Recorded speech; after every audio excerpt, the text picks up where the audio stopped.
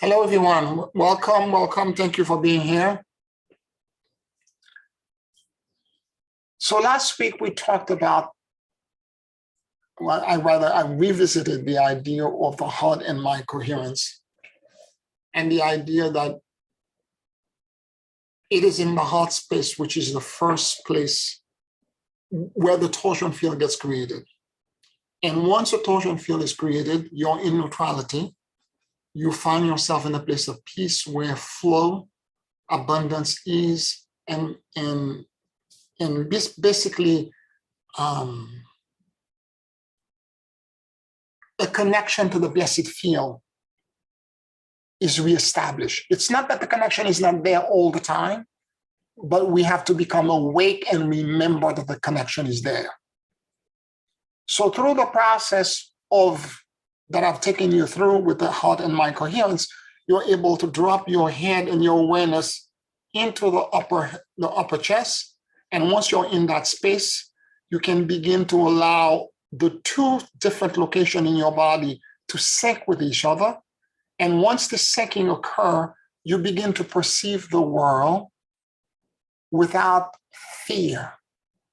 You begin to understand and perceive everything around you with a lens of hope, with a lens of mercy, of benevolence, of kindness, and of perpetual renewal. I don't know about you, but this is what I'm signing up for. Because everything I just listed as adjectives, they were all things that I want. So if I can find a way to exist in that space, to the best of my ability, I will do what I need to do to remain in it. But it is not although I make every effort to go in that space. And I told you for a period of time, I was struggling for several months. I was going through some stuff and I was struggling very hard. And I knew what to do. And even when I tried to do it, I couldn't. I was so worried because the stuff on the outside world was so loud that I couldn't allow myself to sink in, to actually feel like my head dropped, like completely into that part, my upper chest. I want to share that with you because I want you to understand that if you're struggling with this, you and I see eye to eye because I understand exactly what it is like. Because whatever was happening, the challenge that was presented to me was so big that I was in such fear and such constant. I did everything possible because I know better that if I'm in fear and I'm worried about something happening, I'm going to attract it, I'm going to create it. Whereas if I see the problem as being resolved, I know the problem is there, but I see it as being changed and resolved and being like a knot that's getting unknotted, this is what's going to be created. And I did my best to battle to kind of figure out a way to keep my consciousness out of sheer fear and panic. And I'm saying this because I want you to understand that even I, as a teacher, struggle through this. And when the fear creeps in, because they creep in out of nowhere, like day before yesterday, I was fine for 2 weeks, and the day before yesterday, all of a sudden, the day started fine, and then it started tittering out. And by the end of the day, I was not in my heart space anymore. I was disconnected to it. I was upset. I was angry. Not upset, but I was tense. I was not in that ease and that flow where I feel literally there's I have a light that is beaming outside from my inside out. I can feel the connection to the blessed field and that I am completely in a state of flow.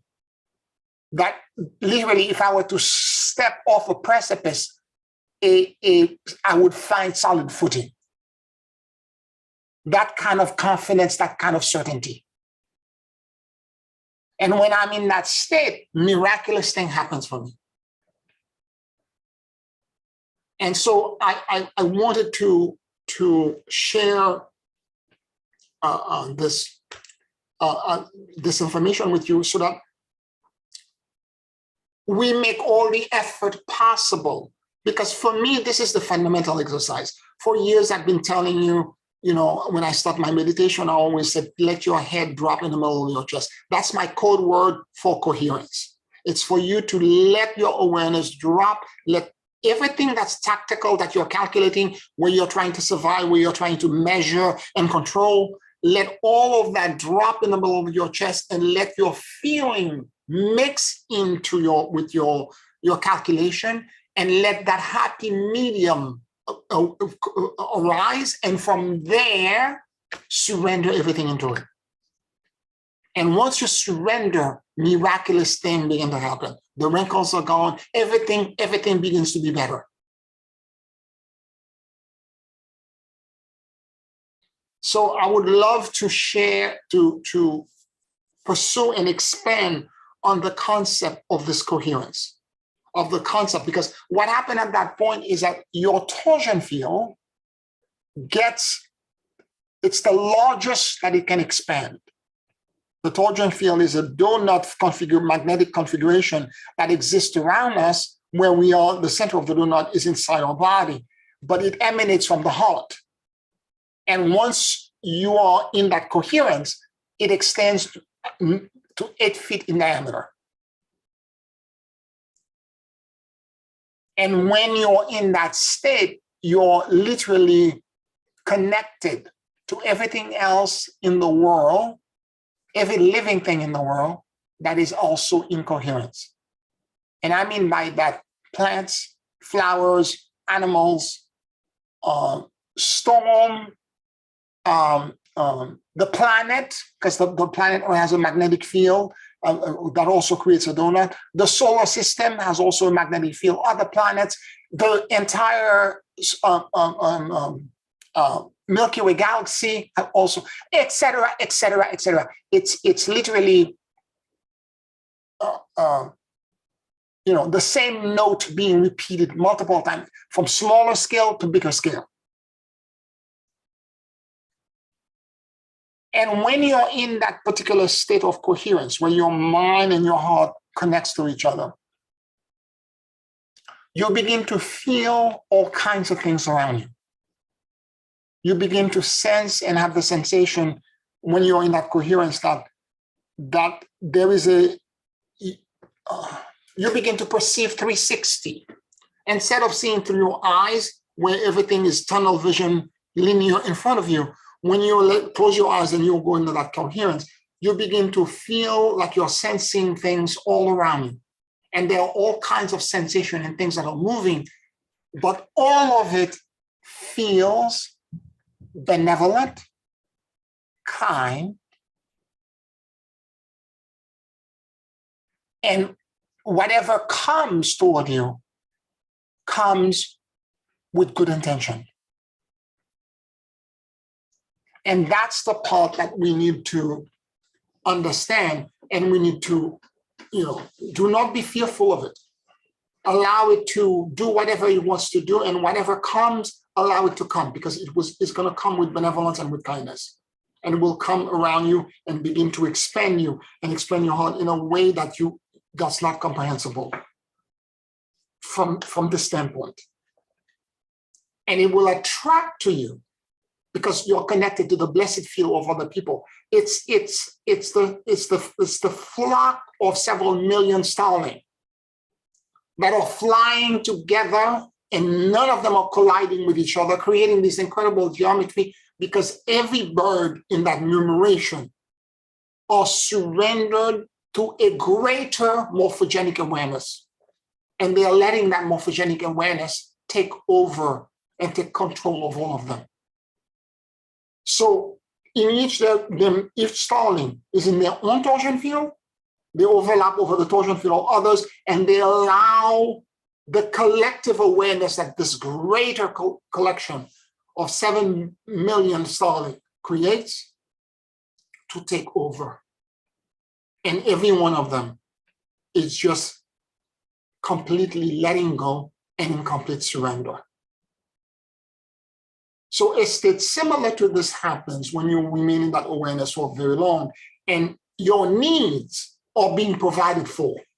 the blessed field, that greater morphogenic awareness, is so super intelligent, so bright, and so aware of the need of all of the parts, that blessings and benevolence for all of them come in, and the configuration changes and it mutates, it does all kind of thing when you're watching a murmuration, and all of it brings goodness to every member of the team. There is not one time anyone is watching a murmuration where there's a collision of any of these birds.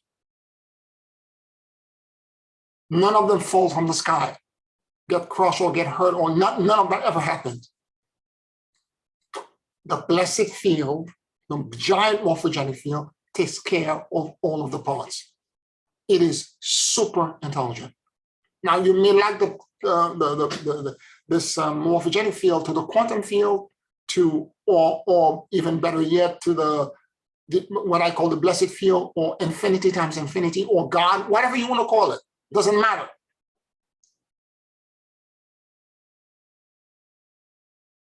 The idea is to let your awareness completely drop into that space.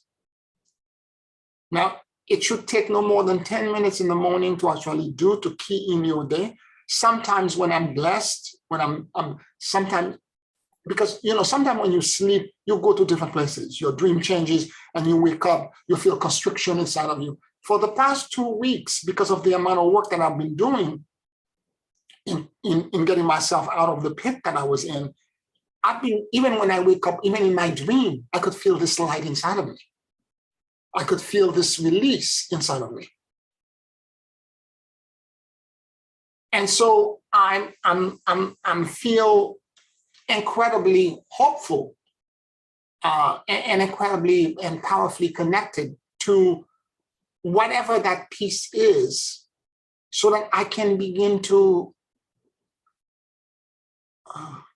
change and transform. Not because if you exist in a place like this for a year, all your DNAs are going to be overridden with that information. Every cell in your body, you will literally change your entire life.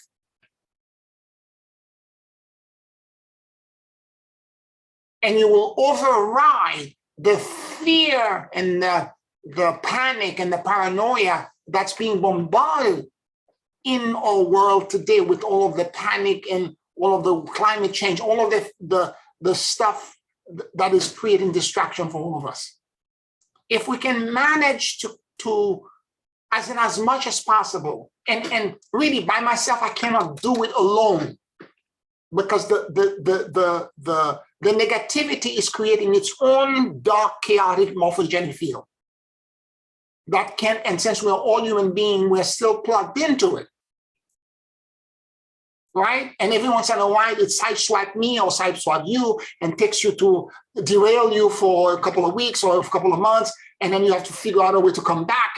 But if we all are doing this together, if we all manage to find a way to enter into that space, together we will be like a small flock of starling, and we will create a morphogenic field that's much stronger than the sum of the parts.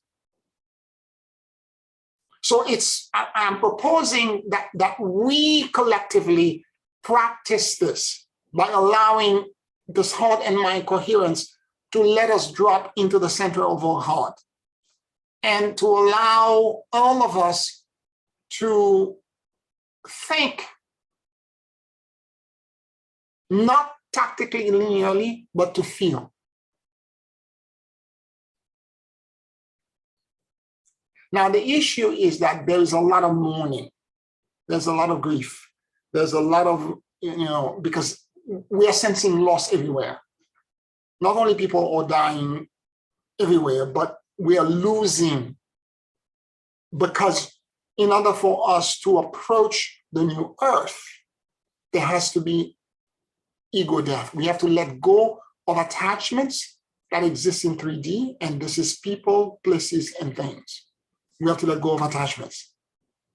And whatever the attachments are, we have to figure out a way to move past it. It's not easy, because mourning, of course, goes in the 5 stages, the typical 5 stages. there is denial, there is anger, there is there's denial, there's anger, there's depression, there's one more thing I forget, and then finally there is acceptance. So, and multiple of these things could happen simultaneously. So if you're losing a connection, an emotional connection to a friend or a family member, whether because they are not here or they've moved away. I have a dear friend of mine my friend Georgie, who I would have lunch at least with at least twice a week, just moved to Puerto Rico. He's been talking about this for 9 years. He just moved. He's originally from there, just moved back. So I don't have that companion. It was the only person that I would go out with, from a spiritual standpoint, we're on the same frequency. I could have any conversation. I could, and I'm already missing him. He's only going for a month.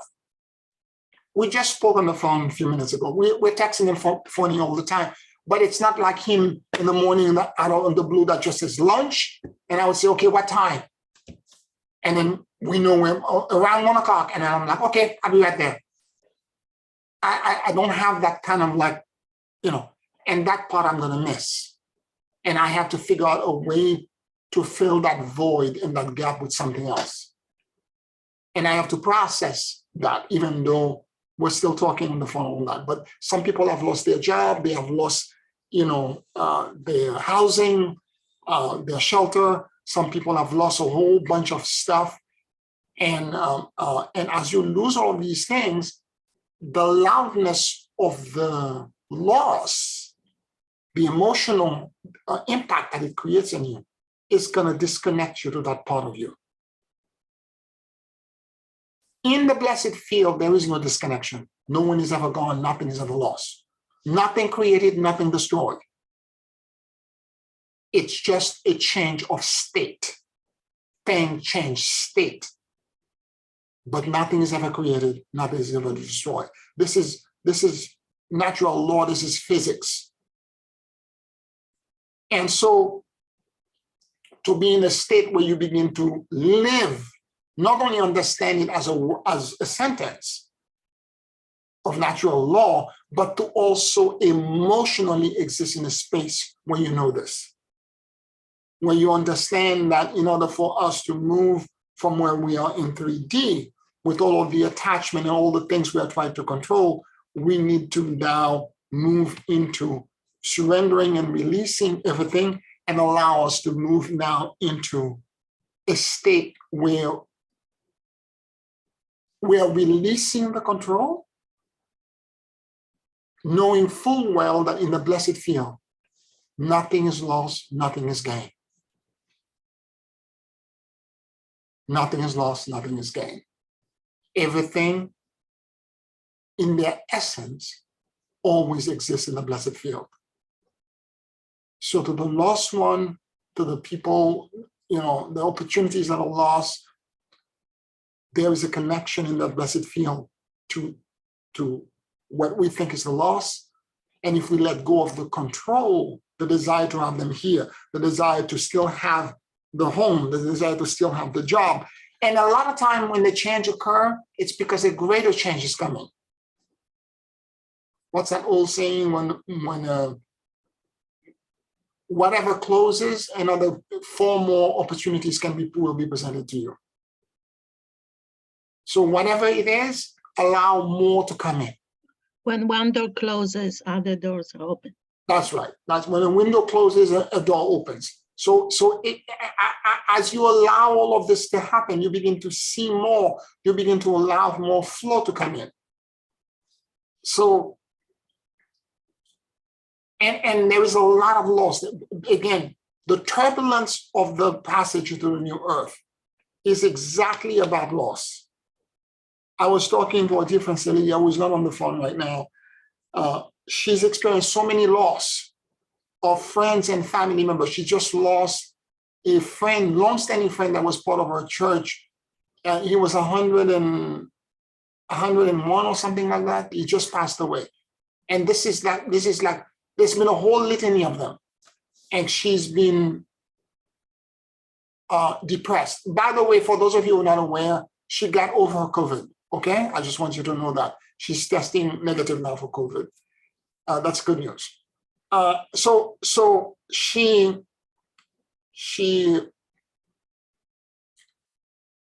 and I were talking exactly about that. You know, Lydia is going to be 80 or something like that in 79 or 80 or something like that. When you live that long, you're going to experience loss. You're going to really experience loss. And so you have to find a way to get into the emotional maturity that's needed for you to be able to overcome the fear that the current present situation, the fact that physically the person is not next to you. The man who just passed away is somebody that Lydia, from the time she got to the church, the man was there. She highly respects this man. And she's devastated by it. And it's not just her. So every time I talk to her, every time I call her every few weeks, so another person from the church that passed away. That one also passed away. These are people who are up here, people she knew. So she's watching, and what it forces you to do is to deal with your own mortality, your own eventual passing. And what does that eventual passing means to you? What kind of inheritance or legacy are you going to leave behind? And more importantly, are you okay with going when your time comes? So those are things that you have to examine. And honestly, also, because again, the disconnection, ego death means release of attachments to anything that's in the 3D, people, places, and things. Houses, home, money, power, individuals, community, leadership. It's learning how to let go. And when you let go of all of that, and you go into the morphogenic awareness, and you give all of the attachments to the blessed field, the awareness that exists when you're in that morphogenic awareness, and you give it all to it, in a miraculous and impossible way, there is tremendous relief. Like you exhale, you become unburdened.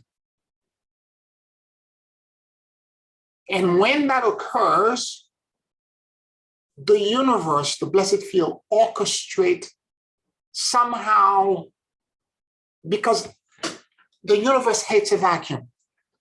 And when you release and let go, for example, an attachment you had to a position of power, or a leadership thing, or money, or whatever it is that you were connected with.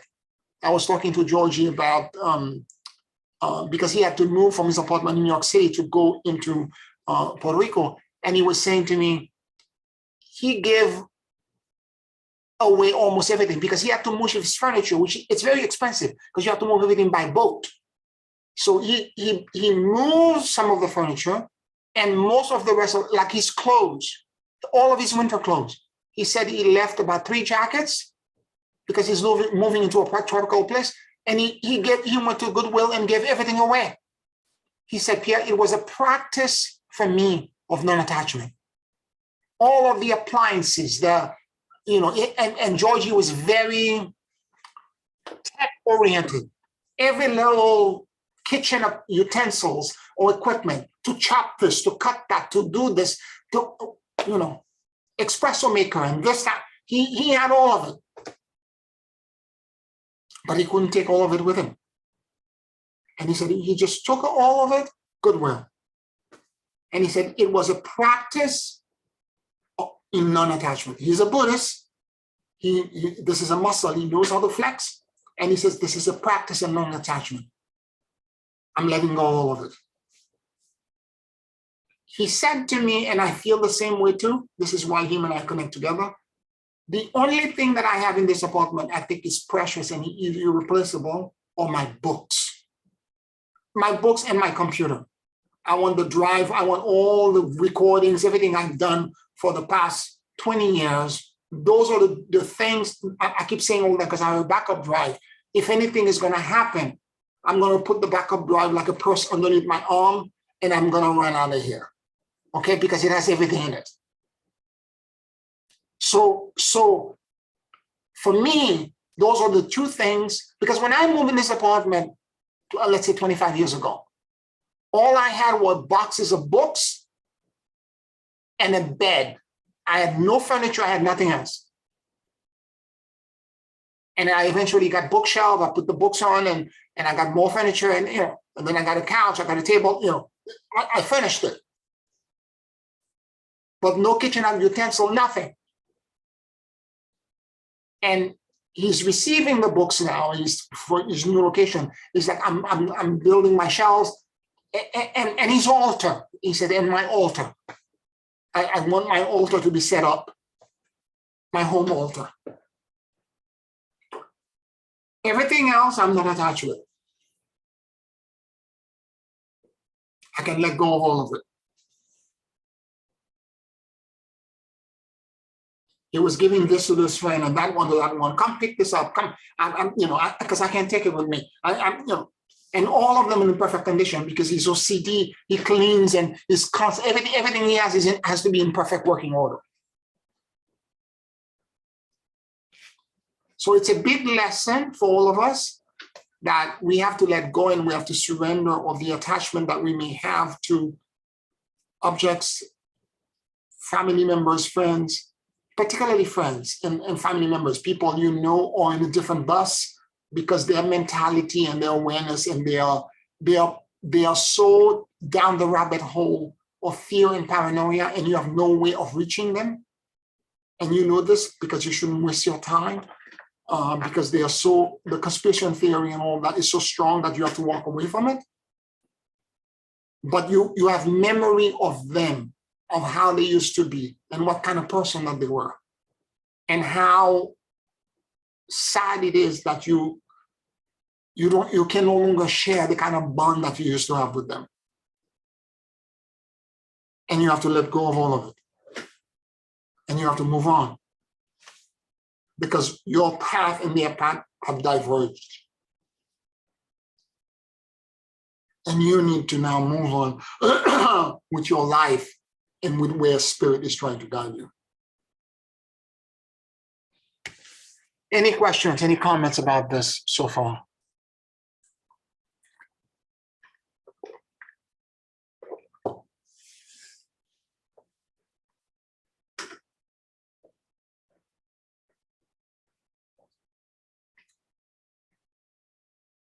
Okay. So now,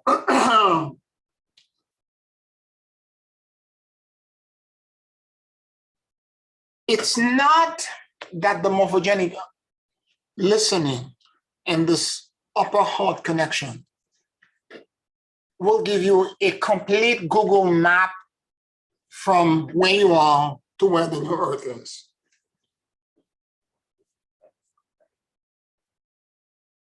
Because if it were this case, you would still be here. You would still be in linear 3D awareness. But it is the feeling and the sensation that at the moment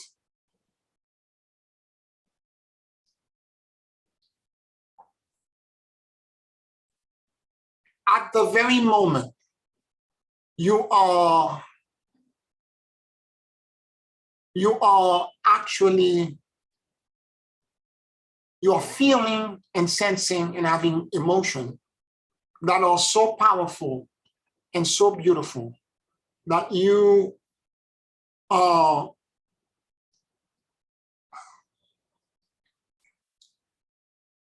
for the moment you feel supported and you feel safe.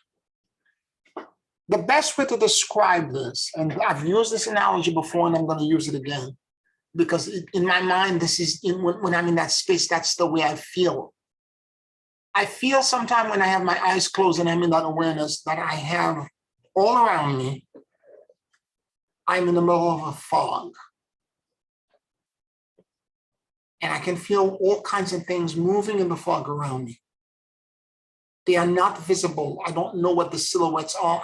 Sometimes I don't know what actually is there, but I can feel that it's not malevolent. Or I can sense sometimes strong emotion, go this way, do that. In other words, it's like an omen or a flag that says to me, go in that direction. It's like a light at a corner that says go. And when I go in that direction, I don't know exactly what the landscape in that direction is because it's still in the fog. I'm not, and slowly but gradually, as I keep going down that path, the silhouette and the outline of the neighborhood begin to be defined, and they begin to emerge, and they begin to come alive. And I realize I'm exactly where I'm supposed to be. So it's an inner knowing, and in Buddhism, in Zen Buddhism, it's the concept that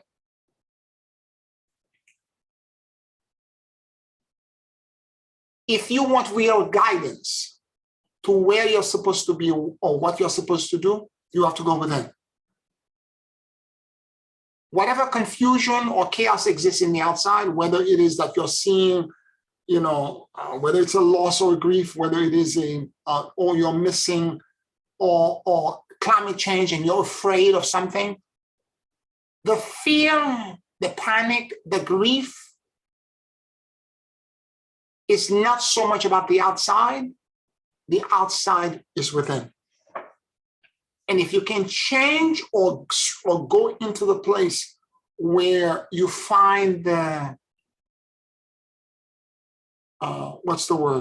you find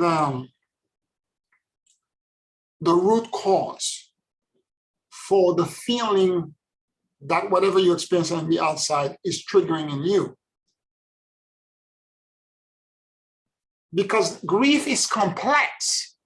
If you have a loss, for example, if you have a loss, sometimes the loss will trigger in you your own exploration of your mortality. And it's become now, or it can trigger something else. It can trigger memory of your childhood, or regrets, things you didn't say, things you didn't do, regrets. So depending on what it's triggering, you need to go into the place where that regret is. You need to go into the place where your sense of mortality presents itself. You need to sit in there and you need to go to the very bottom of it. What are you afraid of? Is it the afterlife? Is it dying? Is it what you're living behind or what you're not living? Or you have regrets of things you didn't do? What is it exactly? And as you deconstruct it and go deeper, you're going to learn a valuable lesson about a false belief that you're holding. And it is that false belief that you need to let go for you to accept the grief, accept the external grief and the loss, and to heal the internal wound that's resonating with the external grief.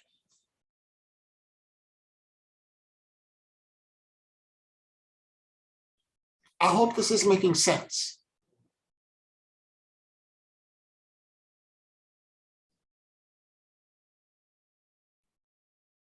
And let me, Yeah. is it okay if I ask a question? Sure. Yeah. I'm wanting to make sure I'm understanding the internal wound that is being expressed through the external grief requires your search for what, how would you say, what relates to that or what ties to that grief? Yeah. In other words, when you sit with your grief, whatever it is that you're lost, that you're experiencing, you need to understand within you First of all, because grief is complex, there are 5 different, at least at a minimum, 5 different things that it could trigger. You need to understand what you're feeling. Am I experiencing rage? Is it anger? Is it depression? Or is it, or am I getting to a place of acceptance? Whatever it is, sometimes it's 2 or 3 things simultaneously. And if it's 2 or 3 things, so you query, what am I feeling exactly? Am I angry? Am I depressed? Am I in denial? What is it exactly that I'm experiencing? And if you can identify, and if it feels too overwhelming, it's because it's more than one emotion.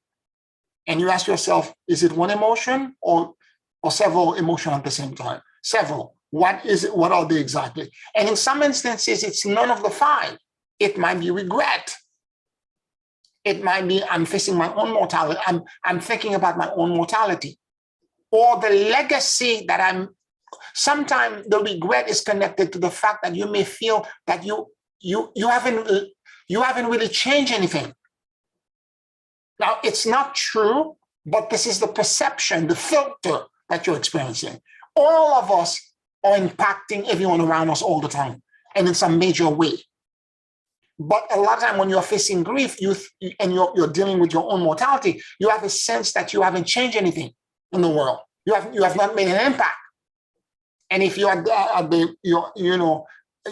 being close to the end of your life, you're beginning to think like, I'm gonna leave here and no one will even know that I was present.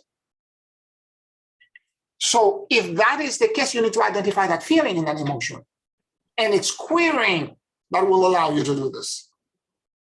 So whatever feeling that you're feeling, what am I feeling? And if you cannot identify it, is it one feeling or a combination of multiple feelings? What is the first feeling, the second, or are there any others? And if you can isolate them, then you can deal with each one at the same time. Okay, if it's a regret, what am I regretting? Is it a fear of mortality, of death? Am I really afraid of death, of dying? Do I want to live forever perpetually? I was talking to somebody else, one of my former students who lives upstate, and she told me, I'm afraid of dying. I'm afraid of death. I don't have that problem personally because I have a strong spiritual connection to spirit, and I'm trying to exit this world to go into the next one. Yes. So if you have a spiritual belief and a spiritual connection, that's not going to be a problem.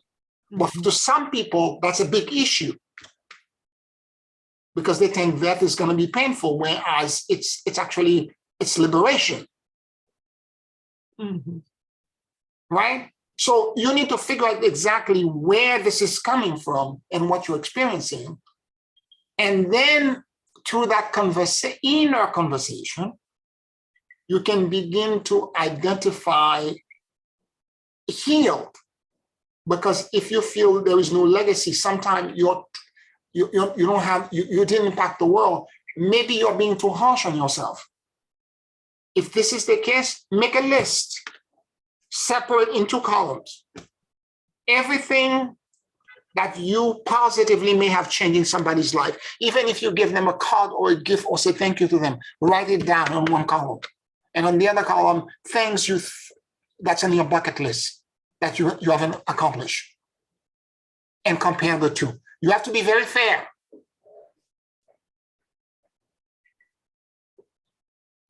And if that is the case, why have you not accomplished these things that are in your bucket list? What obstacle? And a lot of times the obstacle is emotional and psychological why we didn't do it. It's not because we were not capable, or even now we are not capable of doing it. There is emotional and psychological reason why we are not doing it. Because we feel ridiculed, we think the world will laugh at us, we are too old, we're too this, we're too young, I'm a woman, I'm a man, I cannot do this, there are multiple reasons. And all of these reasons are attachments. They are BS. They're all attachments. Those sound like multi-layered emotional attachments for sure. But what if it's just pure loss? Is that an attachment? It is an attachment. It is an attachment. But it's an attachment that's going to be a teacher. Because that's why you are the attachment. It's to teach you how to surrender. When we did the cultivation of the virtue, one of the higher emotion, believe it or not, is control. And control is about you holding on to things. But in order for you to get the higher aspect, the higher octave, as Monty would say, of the control, it's to surrender your control of this 3D world, your higher power. It's the opposite muscle. And then you get a greater control, where you enter into that morphogenic field where you become nothing more than a starling in a murmuration. And the blessed field gives you everything that you have ever need. Got it. Thank you. Right? And it's a beautiful thing if you can get to that place. But getting there is a whole process. Right? Because we are too much in our head and in our feeling and emotion. We can't, we're struggling. It's like pushing and pulling because I'm feeling this. And again, a lot of time the feelings are not clear. There's no clarity in them. We don't know exactly what we're feeling. And this is why I keep saying the conversation, when you go into the heart and mind coherence, the conversation becomes important. How you query what you ask. Got it. Thank you. Yeah, you're welcome. Anybody else?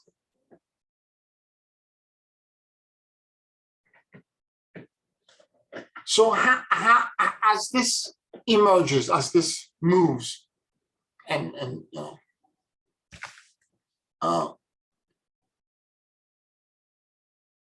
I am a lot of times, and I've said this before, even for my channeling, when I prepare for a channeling, like it's the end of the year, I know I'm going to get a channeling from the Galactic Region Council. I don't get it all at once. It's not like a Googling map and say, give me the direction from here to, Timbuktu. And then I get a, result, and every direction, turn, go right, 50 yard, turn left. It's none of that. I get the connections drip by drip, moment by moment. And they emerge for me from a blind space of surrender into all of a sudden an emergence, an awareness, and a knowing. And then the next piece shows in. The third piece. When I did the DNA reconstruction in 2008, I presented it to WISAC in 2008. That DNA reconstruction, which has 12 steps to it, 12 connection to 12 collective. The first time I got a connection, I was walking upstate at Guyville Retreat Center, and I was in the middle of the woods. And I heard this voice talk to me and dictate me this thing. And I remember I was far away. I said, wait, I need a pen and paper. Stop. I need to get to the house. Give me a chance, give me 15 minutes to get to the house so that I can write this down. And I wrote it down. And I remember it was, and I was in such a coherent space. I remember very clearly me saying to myself,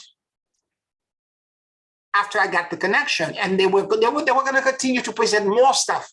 And I remember at some point I said, that's not possible. Because what they were saying, okay, here's the thing. DNA mutation, I'm a geek enough to know this. DNA mutation occurs when a species goes near extinction because of a certain climate, environmental, or physical condition. And then because of this, I'm going to give you a simple example. For example, malaria. In places where there is malaria, there is a genetic change over time that has occurred because of the malaria with what do they call this? The sickle cell anemia. Because if you have sickle cell anemia, the malaria virus will not infect you. So there is a mutation that occurs, but the mutation has other consequences. It makes you sick as well. So this is what happened is that when enough people from your species, from your environment gets bombarded with something, the morphogenic awareness of your body react by mutating and changing something in your DNA, overriding it so that the species could survive. So I knew enough about this because what they were giving me, that first piece, was basically saying, in a living being, while the species is not dying and going extinct, we're going to give you a DNA reconstruction that will override all your DNA to reconstruct you back to having 12 strands of DNA. And I remember after I wrote it down, the last piece, in my head, I objected. I'm like, no, that's not possible. And the moment that happened, I disconnected with the flow. It stopped. But the words were so, because when you're channeling, it's not just word, there is a vibration in the frequency to the word. There is a transmission. And the transmission was so strong and so powerful that as I, for the next 3 weeks, I remember thinking about them over and over again. And again, my objection was still there, and the objection became softer and softer and began to disappear in the background. And finally, there's a part of me that says, maybe I don't know everything. Maybe it's possible, right? So I remember the second transmission. I was coming from the supermarket on 26th Street, 2 bags of grocery in my hand. I'm about to cross the street on 8th Avenue, and I could hear the second piece coming in because my objection dropped. Like beads of a necklace, bit by bit, the 12 pieces were given to me, and I threaded them together to compose what I presented at Reside. And it took me several months, something like 4 or 5 months, to get all of it. All of it came from the heart and mind coherence because I was so deeply surrendered to the blessed field. And why did it happen this way? Because I had objection at every time. I'm the one that objected. My conscious awareness, the Leo tactical part of me, that kept saying, no, that's not possible. No. What are you saying? And then I got disconnected. So because of my own negative ego stubbornness or desire to control still the information that's coming in, I still get disconnection this way. And it's the same way for vision of the future. It's the same way as for the path that I'm supposed to follow, or for the path that we're all supposed to follow. It's the same way that I'm sometimes the awareness drops on me, and I can sense it, and the way it shows up, it's same is true for the DNA reconstruction. It was just a feeling, an incredible feeling of healing in my entire being, like anything that I've ever, like I could fly, like I was in it, I could levitate off the ground.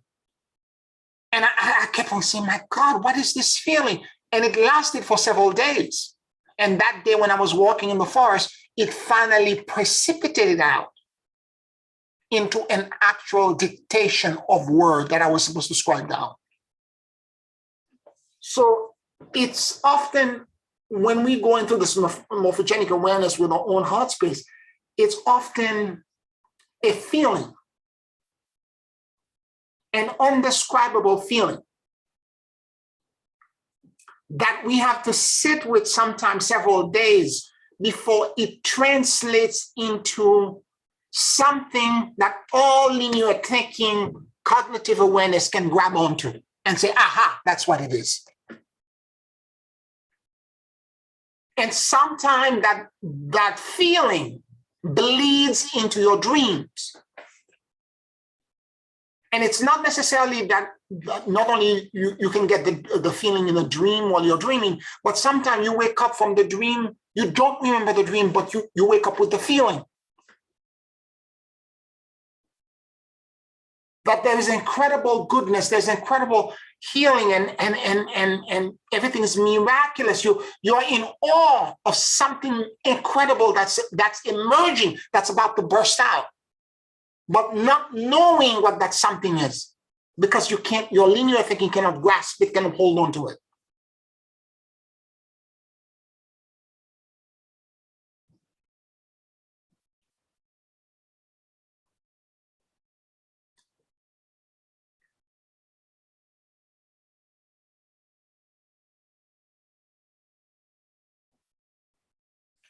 So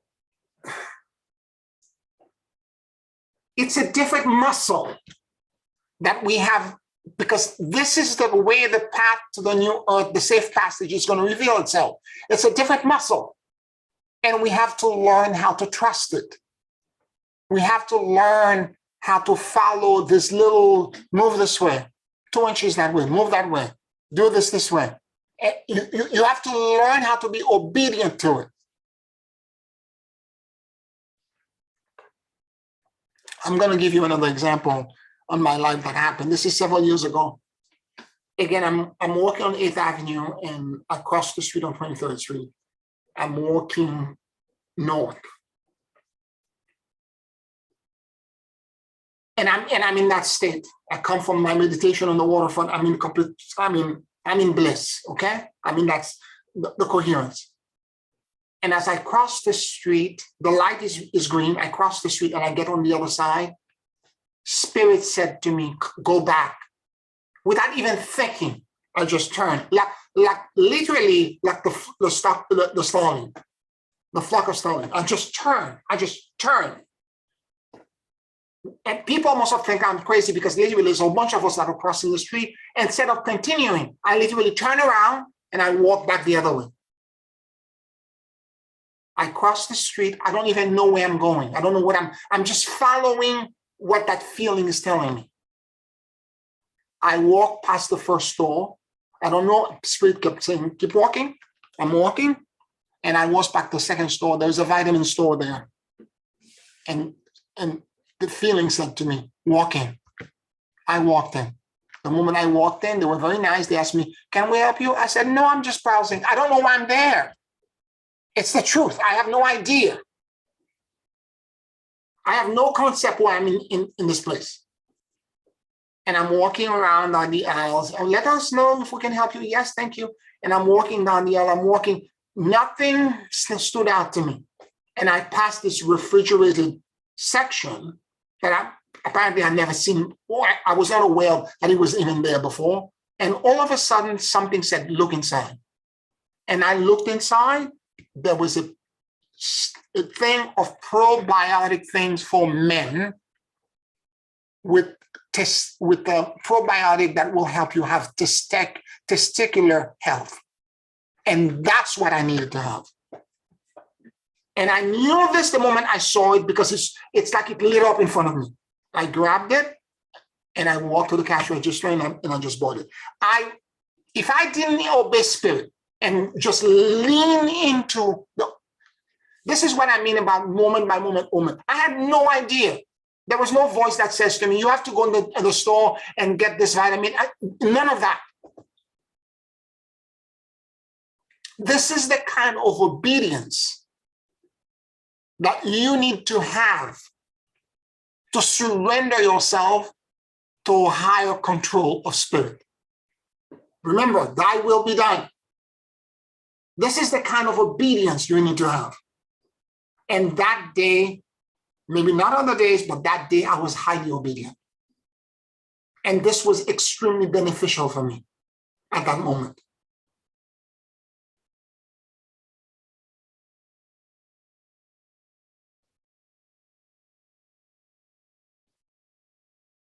And I've had multiple instances where other things like this have happened. I've shared this with you before. Like the thing with me with my car in my neighborhood is that because I'm in Manhattan, the parking is is like a unicorn to find a parking spot. And when I have to park here, because my car is mostly at my sister out in Brooklyn, when I have to park here, sometimes it takes me 2 hours of going around the neighborhood, spinning around before I can find a spot. And when I find a spot, I don't want to move it. I can tell you another story again. I go down my street, there are ropes with sign that says not to park tomorrow, blah, blah, blah, and so on and so forth. And I pass their section where the ropes are. There's a whole section. On both sides, there are no ropes. So on the right side, I found a spot, perfect, I park. The moment I turn the ignition to walk away, something inside of me says, go back, move the car on the other side. I'm like, I'm not moving the car. There was a spot on the other side, but I'm not. I said, what's the point? I went and looked at the sign again. I looked again, even my linear thinking. I look at the sign. I look at where the rope is. I'm like, I don't need it. It's both sides are the same. There's spots here, there's spots across. This is as valid as the other side. I walked again. I got in my apartment. The voice came back. Go move your car now. I'm like, I'm not moving my car. I'm not going out in the cold again and move my car. The car is fine. I went to sleep. The next morning when I show up, all the car that was on the right side were towed overnight. The one that were on the left, where I was asked to move it, were perfectly fine. It took me an hour and a half to get my car. Spirit was trying to avoid me this drama, but I was not obedient. I'm giving you both examples because I want you to understand how sometimes, again, for me, the parking is a big deal. Because in a 3D pattern where you spend 2 hours spinning around before you find that one spot, once you find it, you want to abandon the car altogether and say to the world, tow it, I don't care, because I'm so tired of spinning around. But every time my car got towed in my neighborhood, and it's several times, it's not, there's something about me that's very, that doesn't listen. I know the moment I park it, I should not be there. I know it. Because that part of my coherent part tells me immediately, move the vehicle. Keep looking around, you're in the wrong place. And when I show up the next, and it's very expensive to get it out of a pound, because you have to go to this location, blah, blah, blah, and they charge you storage. There's a ticket. It's very expensive. So I'm saying this because I want you to understand the kind of surrender and obedient mentality you need to be when you're in that awareness, that you have to trust implicitly and completely that whatever insight that you get, it is the truth. It is your truth at the moment. And you need to lean and move in that direction.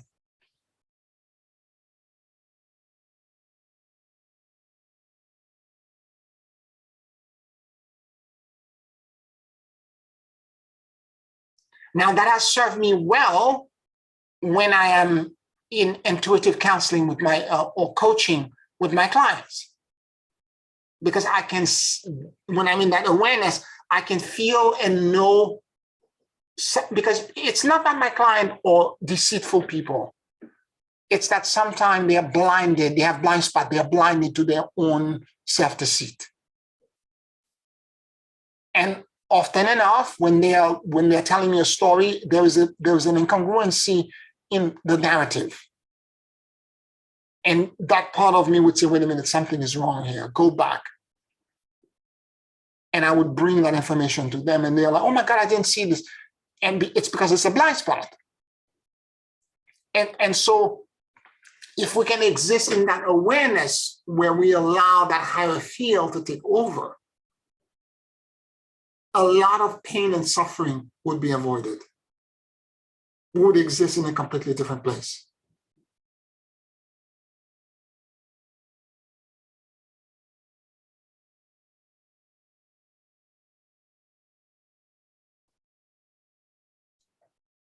Any questions, any comments?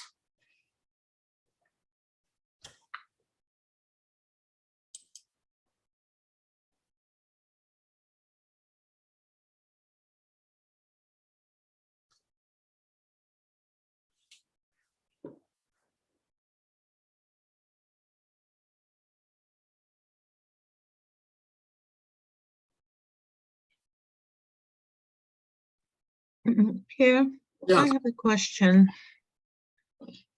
I was wondering, forgive me, I was eating.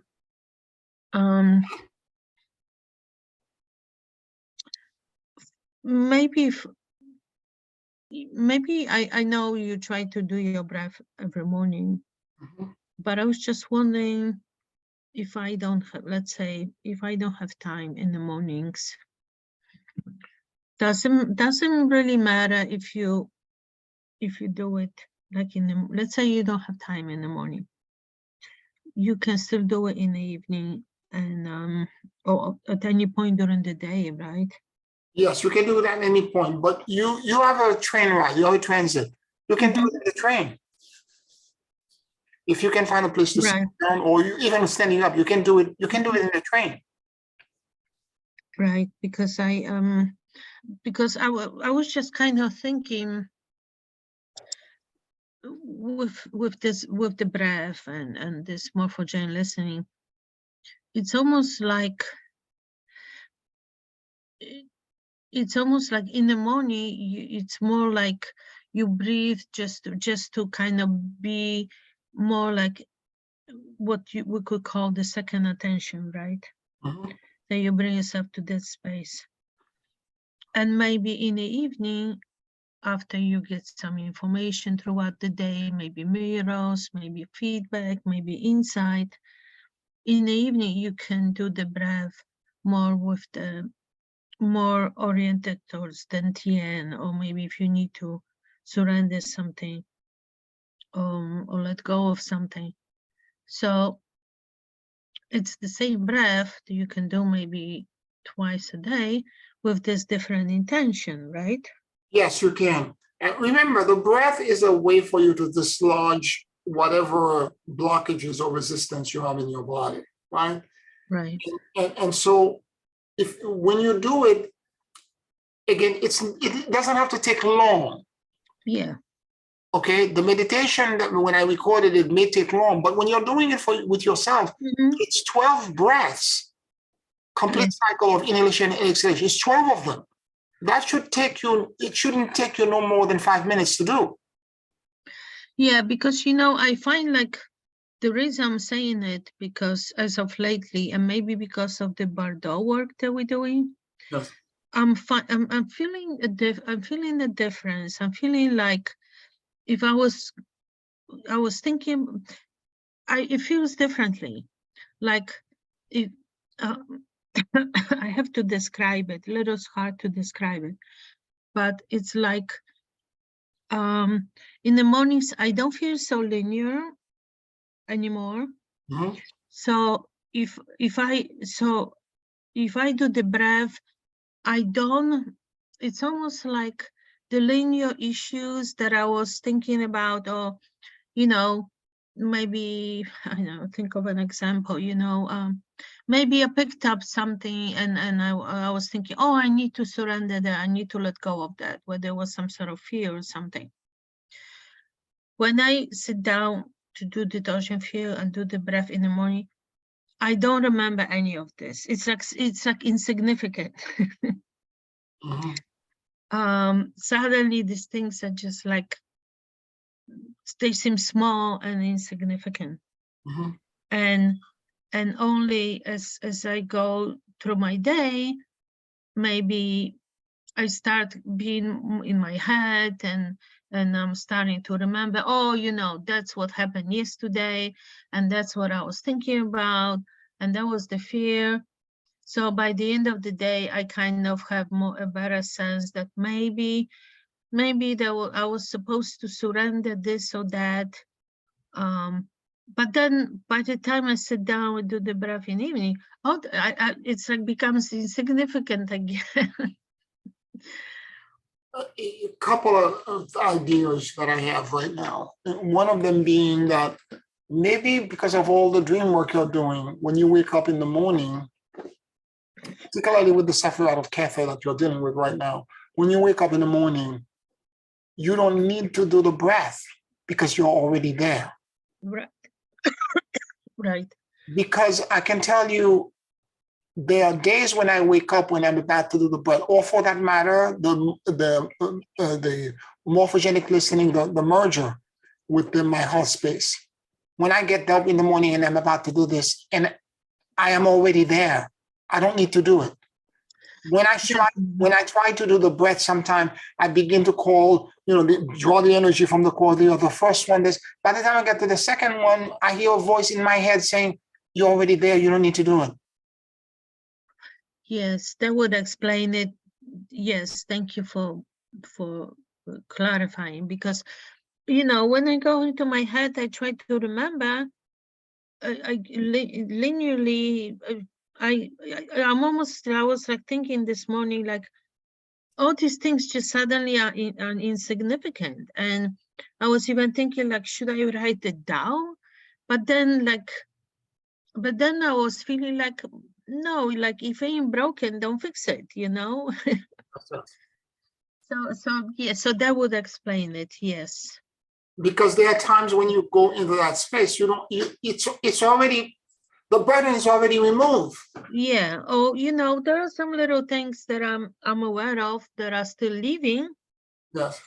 But it's almost like I'm reminded, no, they're leaving, so just wait, and you don't need to do anything. Yes. Because I, there are some things, old connections and from past lifetimes and this and that, but it takes time to disconnect. But I know that it's in progress, so don't even do anything, just wait. Yeah. So, okay, thank you. That would explain it. Yeah, because there are days you wake up, and again, I wish I had more of these days where I'm in bliss. I went through a period for 2 weeks where I hardly had to do any merger because I would reaffirm it every once in a while, but there was no necessity for me to spend 10 minutes. Right. The moment I sit down, I begin to breathe 1, 2, 3 breath. It was like everything is there. Everything is there. I don't need to spend 10 minutes. Yeah. And then also, like, through the day, I would become more linear in my head, because I'm just thinking, okay, what do I need to do tonight, right? What class, what this, what that. But then by the time I sit down, it all just disappears. Yeah. Again, you because of the other work that you're doing, the dream work, that makes sense. It's already taking you to that place. That makes sense. And there is no necessity for you to go back and try to, because it's like, you've already done the laundry. Why are you putting it back in the washer and washing it again? It makes no sense. Yeah. And also, I guess it also helps the Bardot, like it helps with being less linear as well. Yeah, and more importantly, this is the obedience. So if you wake up and the burden is not there, you don't need to do the things to remove the burden, because exactly. You need to be obedient to what's presented in front of you. Yeah. So I've been doing that. Like sometimes you catch, like I was like, do I need to? And I just say no, like just do nothing. Yeah. Do nothing. Because so you respect it. You have to respect where you are. When you do a self-assessment in the morning or in the evening before you go to sleep, and you realize the burden is not there, there's no reason for you to try to remove it when it's not there. Exactly. And also with the understanding, it's not like everything is perfect, but there are other stuff that I just know they're leaving and leave it good enough alone. Yes. Yeah. And trust when you have that conversation with self and you realize it's not there, there's no necessity for you to do the exercise just to do it because you think that this is what you should be doing. Yeah. When at the moment in real time, your body's, your self-assessment is telling you something else. Trust it. Yeah, it makes sense. I forgot that part. Okay, thank you so much. You're Thank welcome. you.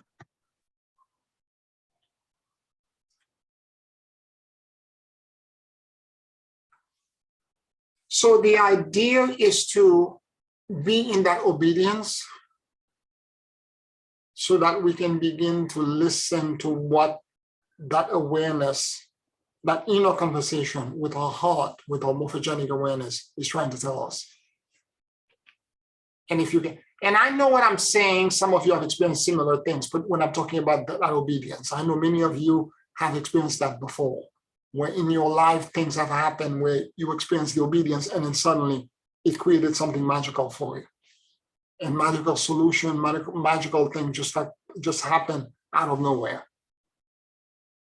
And again, Spirit has a way of orchestrating all of these blessings. So we need to be aware of this and be with open arms and say, I'm here and I'm pleased, Spirit, because the more you surrender to it and the more you listen to it, the more it will talk to you. The more that, the stronger that awareness becomes, the more it will become your guiding light, the more it will become your compass. And in fact, when I don't have it, I told you I had a challenge some months back when I didn't have it, it bothered me to no end that I couldn't find it. And I was scratching every part of me trying to figure out with the flashlight, where is that part of me? Why can't I find it? And again, I had some major distractions that were spinning around me that caused me not to listen to that inner part. It's not that it was not there, it was always there.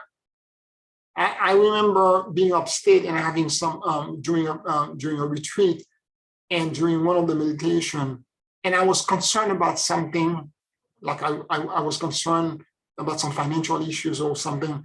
And I remember I literally felt on the shoulder, the right hand of God. I could feel the tongue like touching me and squeezing my shoulder at one point and saying to me, I have never left you. And I started bawling out crying.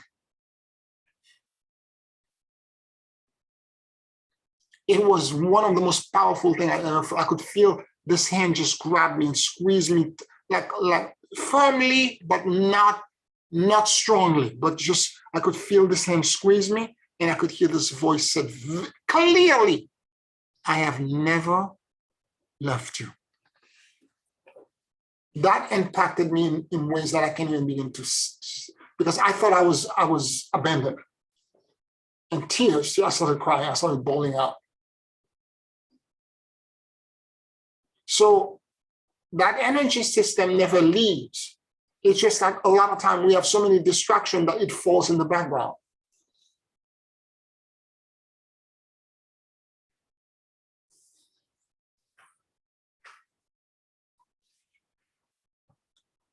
Any other questions or comments?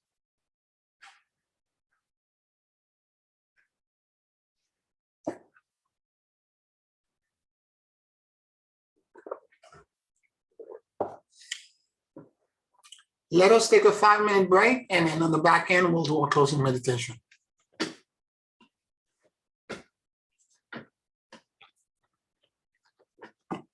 Five minutes.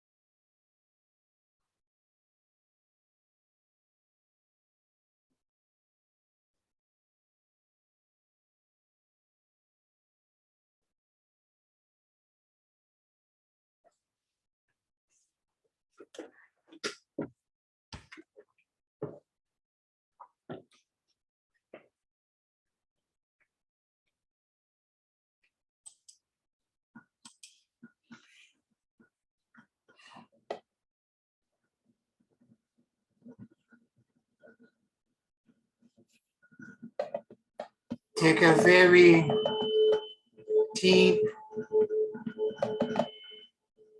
and slow breath.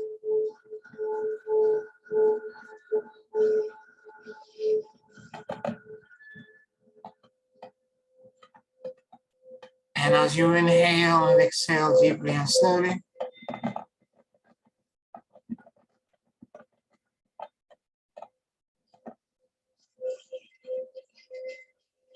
allow the universal life force that permeates everything to enter into your lungs.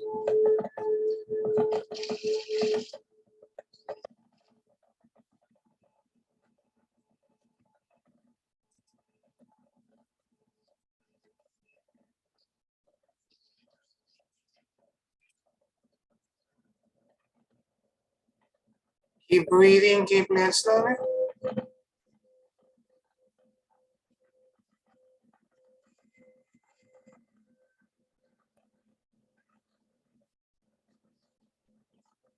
Let your soul and your awareness drop in the middle of your chest.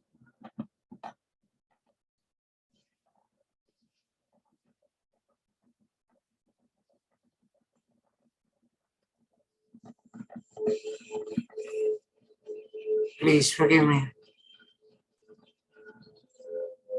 I love you. And I let go.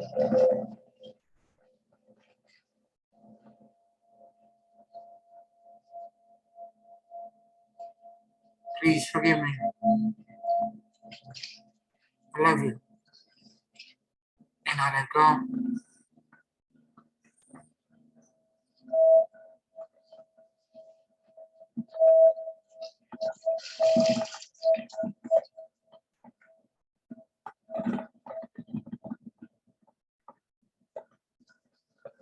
Let your mind and your heart sync with each other.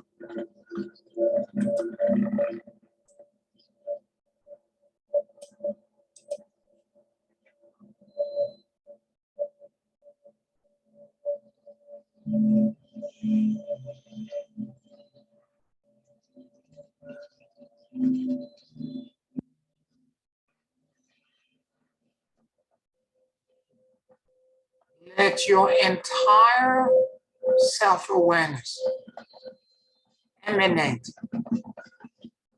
from your upper heart and sense the eyes or the mirrors of the soul.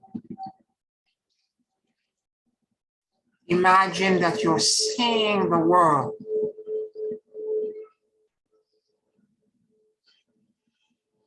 from your upper chest.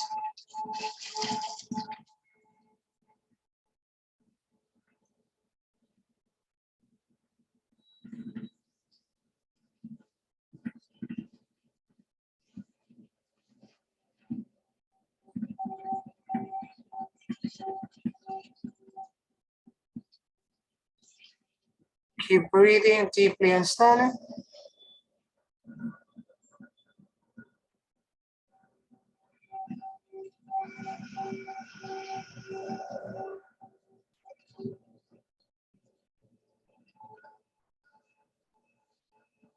And notice what you noticed.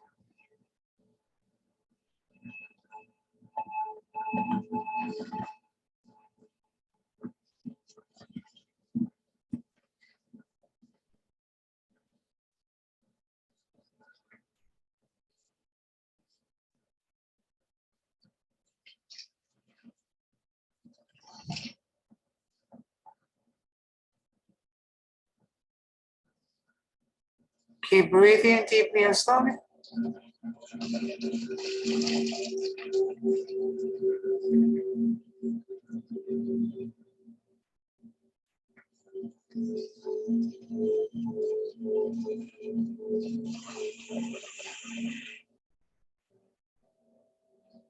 And notice what you noticed.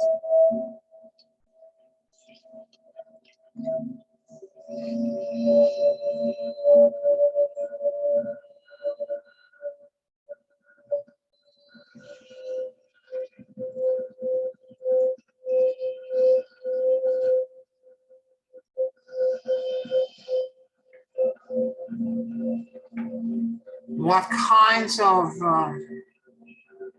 feelings, sensations,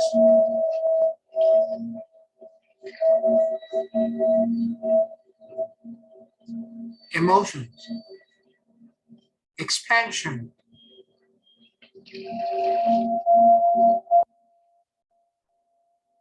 is this creating for you?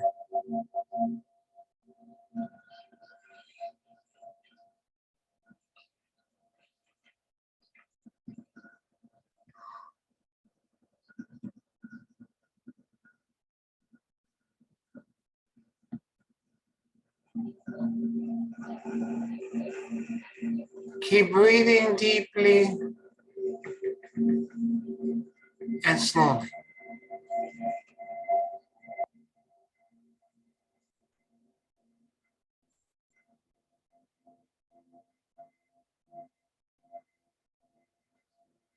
What kinds of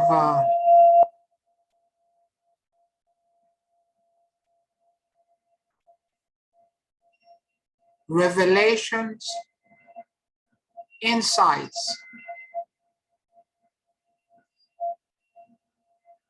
and breakthroughs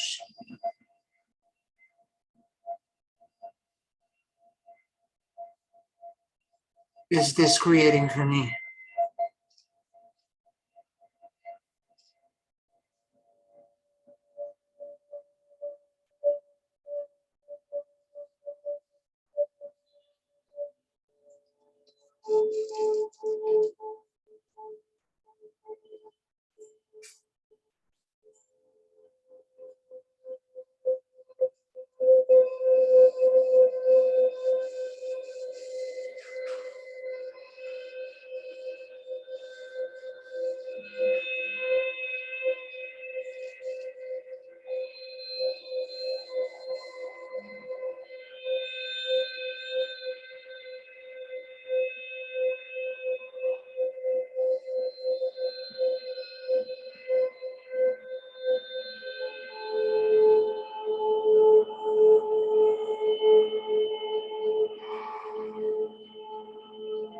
In the morphogenic field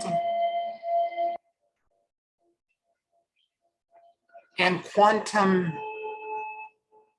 blessed field,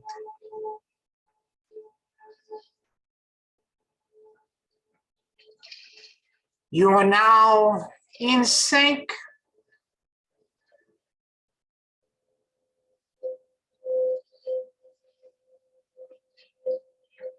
with the entire flock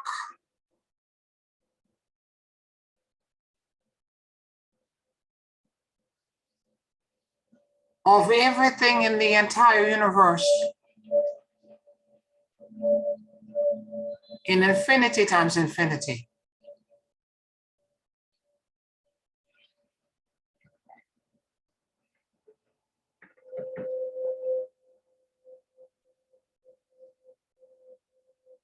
That are entangled with each other.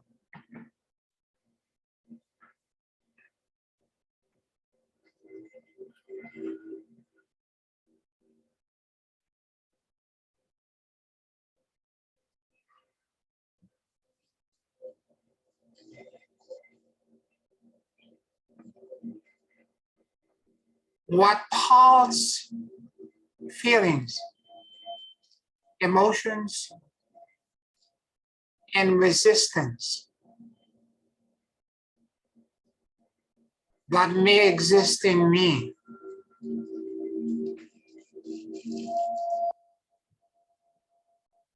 and that is in need of resolution.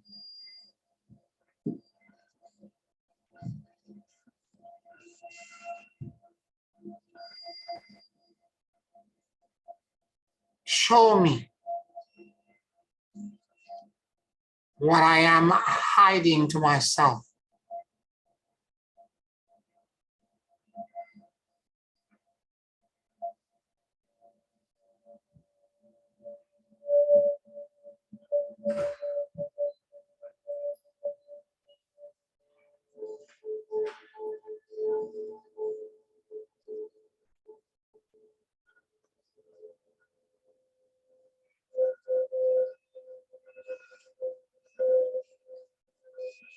What feelings, emotions, perceptions is this creating in me?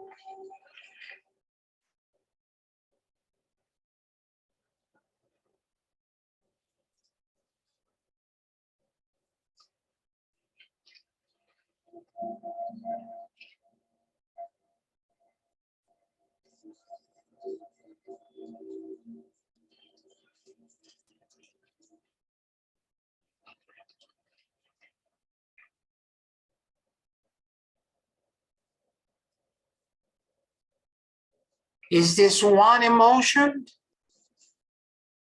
or a combination of multiple feelings?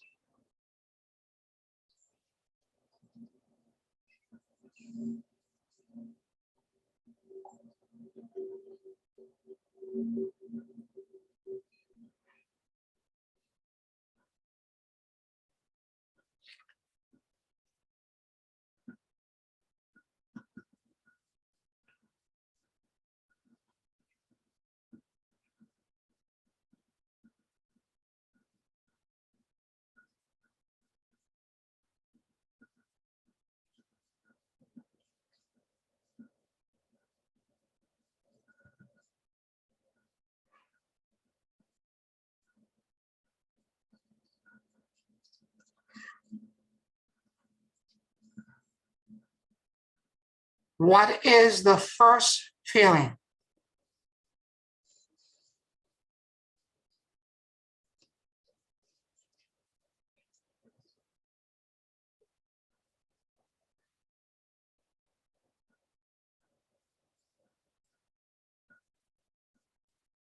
The second feeling?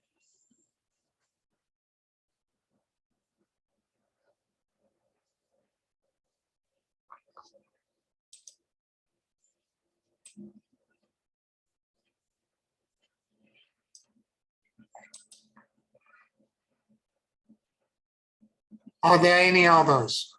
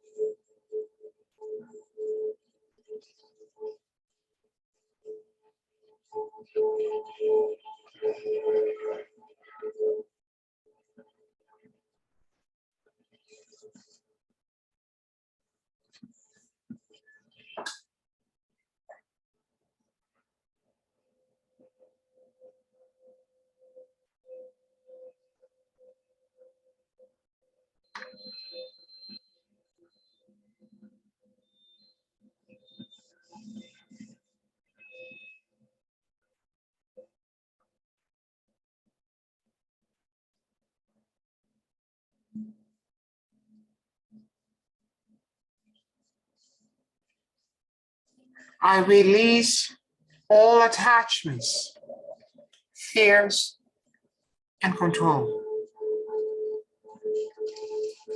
And I surrender into the great emptiness and endless luminosity.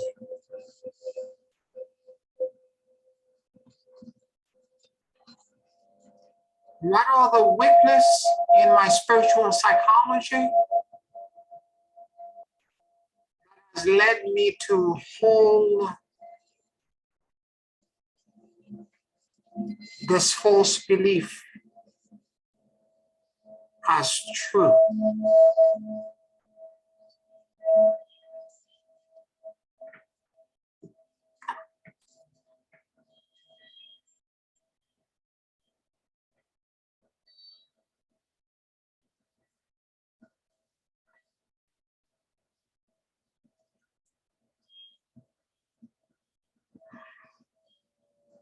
And I ask the blessed field to show me how to repair this.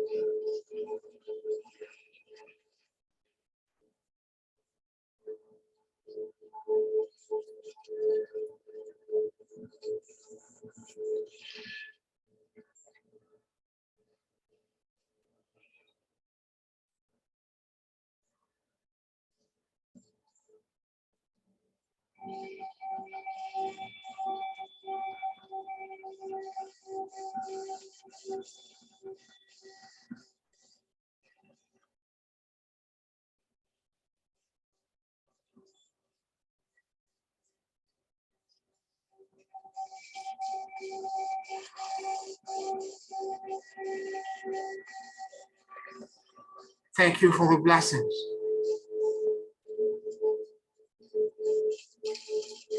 I accept the gifts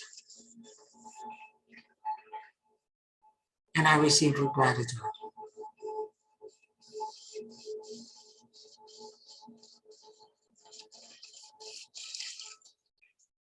Thank you for the blessings.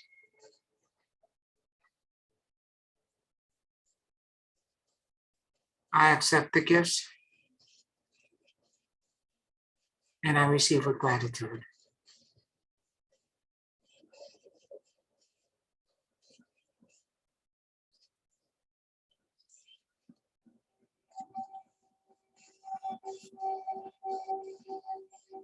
Thank you for the blessings.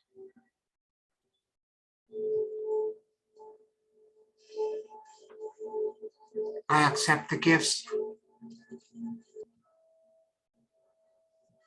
and I receive with gratitude.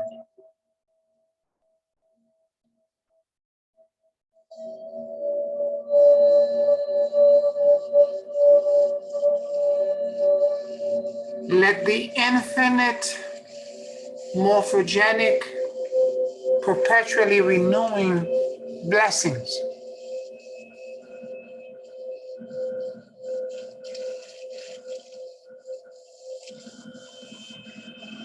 drop into my consciousness and every part of my being to dislodge this false belief and replace it with freedom, liberation, ease, flow,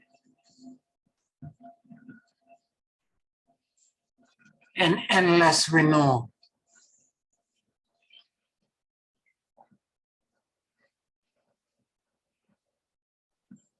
I am ecstatically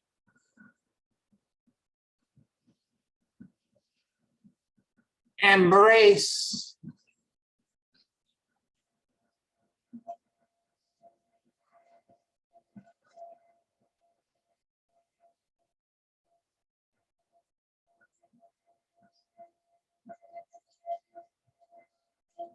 thy love,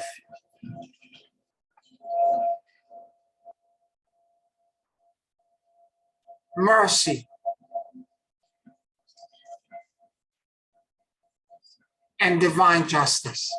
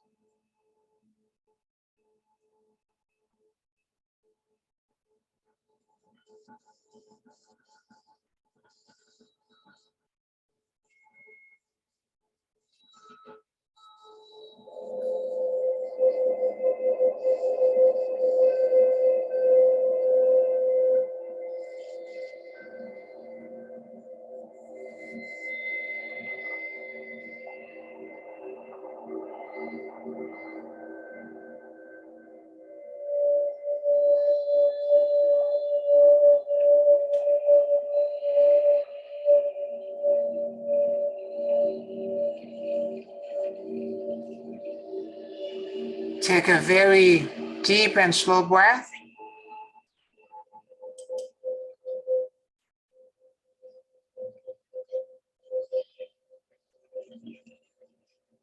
And whenever you feel ready,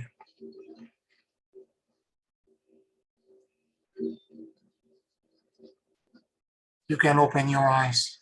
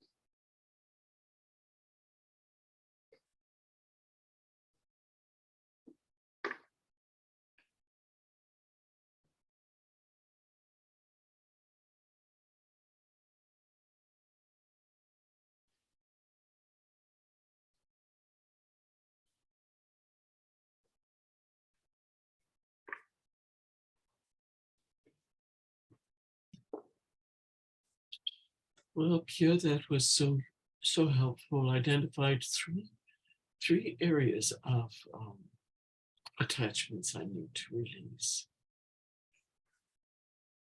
Beautiful, Janice. I'm happy to hear that. Wonderful. You're knocking it out of the park. That's wonderful. I'm happy to hear that. That's great. That's great. Thank you. You're welcome. You're welcome.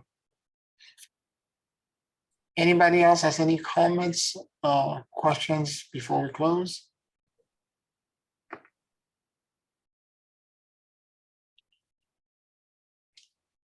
I want to thank everyone on Patreon for supporting us.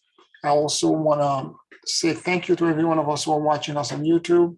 Please like this video, subscribe to the channel, and share it with your friend to increase the algorithm and share the work that we're doing, the good work we're doing.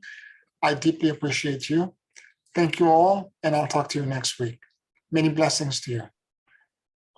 And happy Thanksgiving to all of you, okay, for this weekend. Enjoy your family and your friends. Happy Thanksgiving to anyone. Thank you. Thank you. Good night, everybody. Good night. Blessings to all.